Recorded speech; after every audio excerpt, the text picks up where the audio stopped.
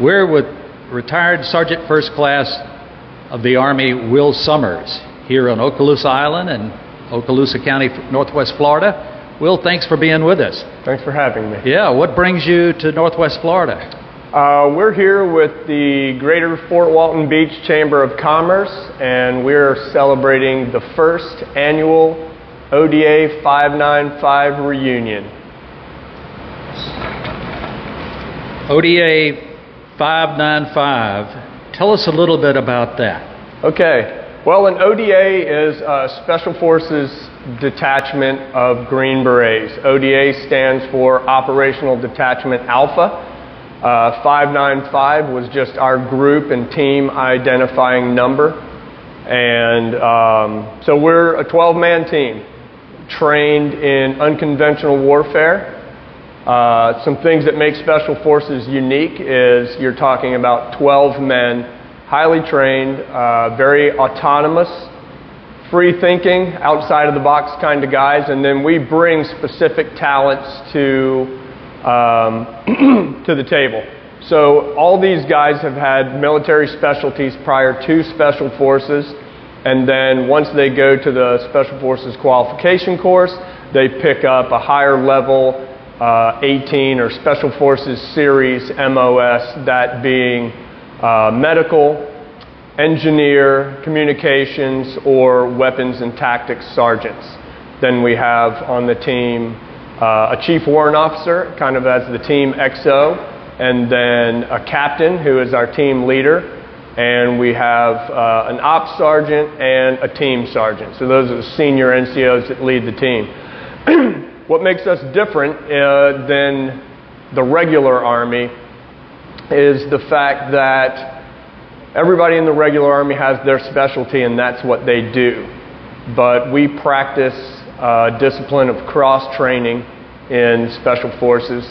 And so literally every day and all day we're taking the time to do specific training of our own specialties to the other guys on the team. So any man can operate as an engineer or demolition guy. Any man can operate as a medic, as a communications sergeant, and then weapons and tactics as well. Really sets us apart.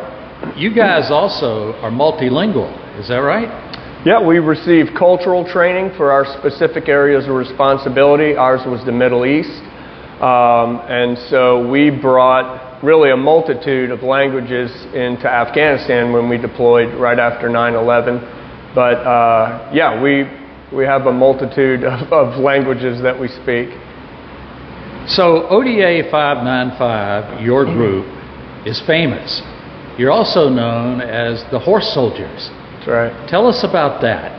Okay, well, right after 9/11, we were selected to lead the invasion into Afghanistan, as were a handful of other ODAs. It was an unconventional battlefield, and so we didn't take conventional forces into an unconventional battlefield. So we literally led that invasion with, I believe, 5 Special Forces A teams, and we're force multipliers. So what we do is go in and link up with the indigenous resistance force that's there on the ground. They're fighting for their freedom. They were at that time engaged in combat with Taliban and Al-Qaeda, and we supported, augmented, and I think accentuated their capabilities. So we brought our technology and our tactics into the game and really accentuated what they were able to do. Well, right after 9/11, I remember Secretary of Defense Rumsfeld walked outside the Pentagon and held a press conference, and he said, I want the American people to know that we are in pursuit of the terrorist. Today, he said, we have special forces on the ground in Afghanistan, and they are attempting to achieve a foothold so that we can continue to pursue the terrorists who have attacked our homeland. He said, and what I want all of you to know is that this small group of men are using native equipment and things including horses. So tell us a little bit about the horse connection, Will. Right, okay. Well, we were initially given a mission to liberate Mazar-i-Sharif. We infiltrated high altitude into the mountains, and we fought our way up the Darya Suf River north into Mazar-i-Sharif. What we found when we got there is that the terrain completely did not support vehicular traffic, which I suppose we anticipated, but we didn't also think that we were going to be riding horses. And so we landed. It was very dark early in the morning, and as the sun came up, the warlord General Dostum was coming across the valley in these huge sheer mountain ranges. And as they came closer, we realized that these guys were on horseback. And after a very quick briefing of what was the enemy situation, he ordered several of his men off of their horses and turned those horses over to us, and we moved forward to the battlefield. Had anything in your training prepared you to ride horses across sheer mountain cliffs? No, we had never been trained to ride horses. Since then, we've incorporated that into the training, but that was a first for a lot of us. We had one guy on the team who had grown up on a cattle ranch. So Mark, the commander, was an experienced horse rider, but the rest of us, it was a new day. Now, you said you met up with a warlord named General Dostum. Tell the audience a little bit about the civil war that was going on when you guys arrived. Okay. Well, not exactly a civil war, but the tribes there had united into the Northern Alliance. These were tribes who had been at war with each other for thousands of years, but came together under the leadership of Massoud to fight the Taliban and Al-Qaeda forces in Afghanistan. Massoud was then assassinated, and Dostum and other leaders rose up to the occasion and continued the alliance, and then partnered with us, 5th Special Forces Group and Army Special Forces, to continue that fight. Several books have been written about this episode in our history, and one Hollywood movie that's currently a big hit on Netflix, they say right now. Sure. How realistic are those works?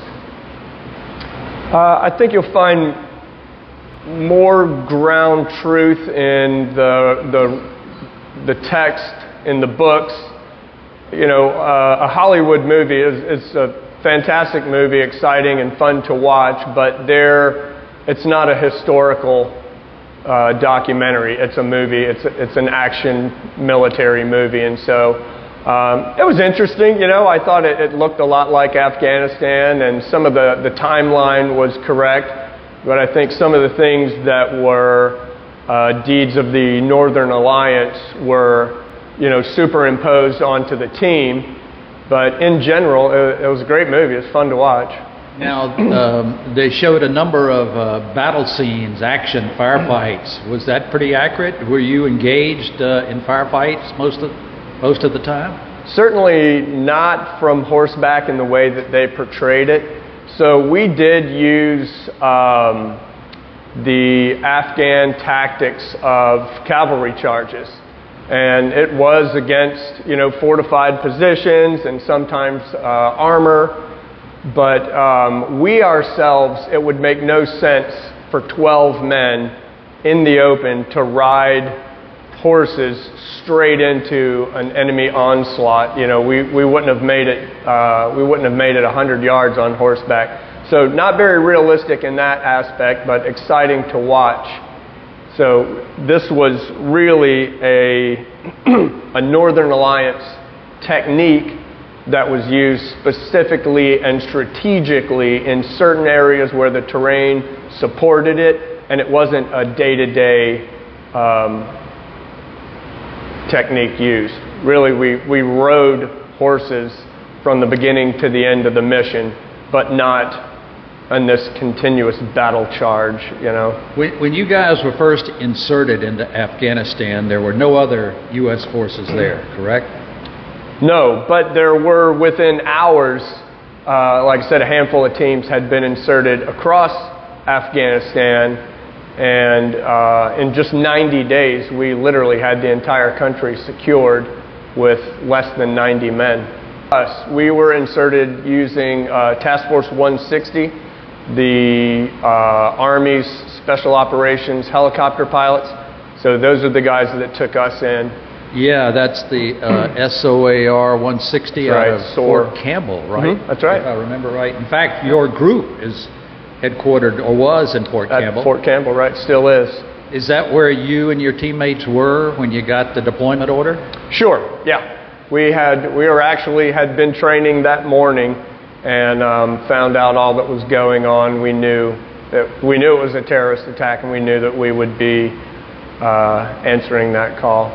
We have a lot of military and retired military people in our audience, Will, so I'm going to ask some military type questions that I'm sure they'd like to know about. And every military force has a good supply chain attached to it one way or the other. But small teams like yours, you can get pretty far away from your supply chain. Absolutely. How do you prepare for something like that? I mean, enough bullets, enough ammunition, enough food, medical supplies? Sure. Have a strong back. Carry it with you. We had limited resupply capabilities, but as we learned from the Germans in World War II, if a tank's only as good as its tank is full of fuel. So we did initially bring in supplies. We had an air supply drop early in just the first few days that we were there to try and get that log chain moving. Otherwise, we would rush up to a battlefield and then sit, much like the Taliban and Al-Qaeda forces that were there. If you don't have resupply, you can't really move, you can't fight, you can't sustain. So we did that, and then we're also prepared to live off of the land and the economy that's there. So we could at any time put down our weapons, and we're cross-trained with AK-47s and all the indigenous weapons for that area. So we could do that and then, procure more ammunition for those. How long did the mission last, and how many times did you or your group return to Afghanistan? Our initial, we infilled October 19th, and we came out, I believe, sometime in February. So very short duration. We didn't anticipate so much success. So it went so fast. When we received our mission, we were actually given 12 months to liberate Mazar-e-Sharif, and that was with a caveat of very little hope of survival for the entire team. And we're told to expect to just push as far north as humanly possible, and then if we didn't make it out of the mountain range before winter set, that we would just have to hold up, and whoever survived winter would be reinforced and then evacuated in the spring after the thaw. And you've redeployed? You've been over there since? I have not. Several of the other guys on the team have been all over Afghanistan and Iraq. Some of us got sent to the schoolhouse, and so we kind of took that wealth of knowledge and shared it with the new guys coming straight in. The CIA was part of your arrival party there, according to the books and the movies and all that I've read. Those guys are kind of like special forces. They tend to blend in and operate independently, very small groups. What did the CIA contribute to your success there? Well, initially, they laid the groundwork. They were there before we were. And so they orchestrated the introduction of ODA 595 to the Northern Alliance, as they did throughout the entire country. And then what they did from that point forward was, I think, just help to continue to organize it. And they had their own specific mission that we weren't privy to. and we had our own mission that they knew what we were doing, but we didn't interact in their business and they in ours. Why was this town your mission objective? Mazar-i-Sharif was important to us. Major city in the north, a large stronghold, and then it was also kind of the gateway into Uzbekistan. So in Termez, there was a bridge, a land bridge that went into and connected Afghanistan to Uzbekistan. So that would be a possible land bridge to bring ground forces in to reinforce and then have a conventional battle in Afghanistan. Mazar-i-Sharif, again, huge for Afghanistan, metropolis, pretty modern city, had an airfield, a lot of infrastructure there, so it was just a great base city to operate out of in the north. So you and your team, ODA 595, accomplished your mission efficiently. I understand there was no casualties? That's right. That's pretty remarkable. Right. We had no U.S. casualties through the liberation of Mazar, and then shortly after that, one of the CIA members was killed in action. Bill, you retired. When did you retire from the Army? I retired in 2013, happily. So after our mission in Afghanistan, we were pretty proud to be the focus point for the America's Response Monument, which now sits overlooking the 9/11 Museum and that campus there in New York City.